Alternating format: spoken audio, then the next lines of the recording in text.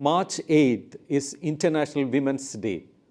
On this Women's Day, a Muslim couple married for 28 years will register their marriage under the Special Marriage Act of 1954.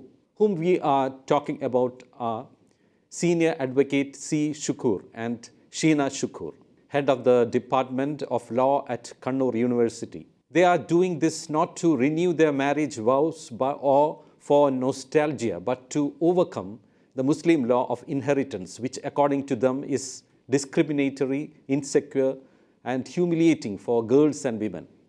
Incidentally, Shukkur had played Shukkur Vakkeel in Nna Thaan Case Kodu, courtroom satire.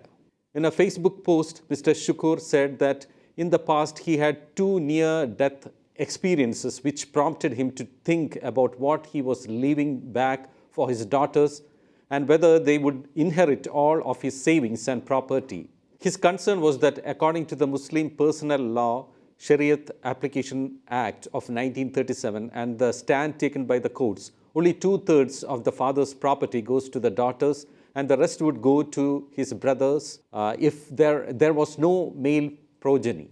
Moreover, under Sharia law, leaving behind a will is not permitted, he said in his post. Therefore, just because they were born as girls, they will face such gender discrimination, he pointed out. We are only exploring the possibility that Muslim personal law will not affect those who marry through the Special Marriage Act. Sheena and I are remarrying for our children.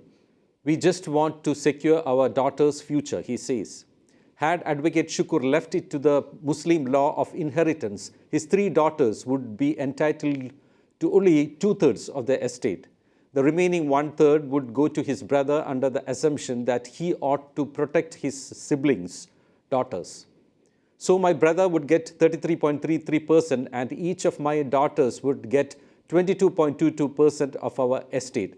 They would need my brother's permission even to sell our car or change its ownership, he says.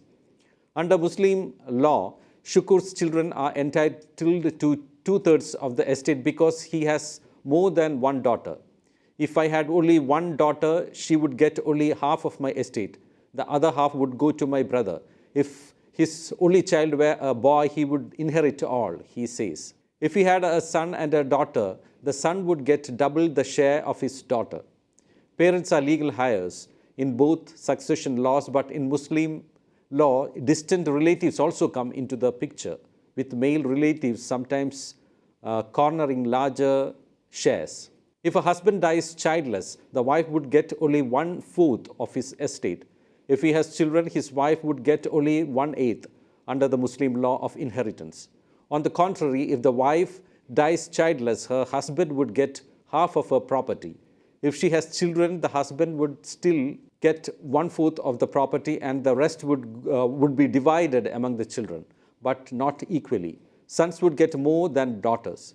Shukkur and Sheena's daughters are aged 25, 21, and 14 years. We raised them as independent and equal citizens. We cannot think of them being dependent on others for what is their right, he says. Now the couple whose nikah took place on October 6, 1994 will get remarried on March 8th at a sub-registrar's office at Kanjangad in Hosdurg Taluk of Kasaragod district in the presence of their daughters, according to Mr. Shukkur's Facebook post.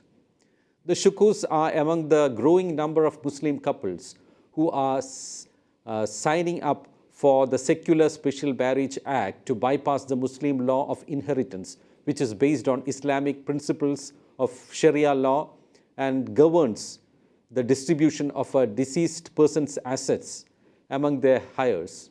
It is widely held to be discriminatory towards women as it gives them a lesser share of inheritance compared with male heirs, who could also be paternal uncles or their sons. Some politicians and religious teachers publicly defending the Muslim law of inheritance also use the Special Marriage Act to protect the interest of their daughters.